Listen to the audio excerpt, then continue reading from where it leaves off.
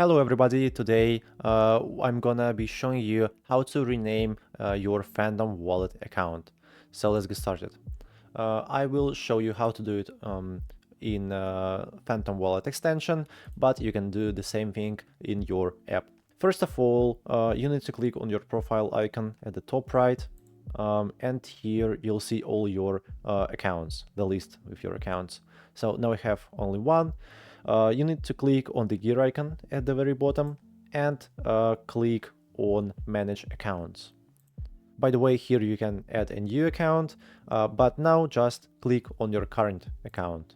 And here you can, of course, change the name of this account. Just click on the first option and change it. And of course, click on save. Account name updated. So this is how you can easily rename your Phantom wallet account. Hope my video was helpful. Please don't forget to subscribe to my channel and like this video. And of course, leave your comments. Bye bye.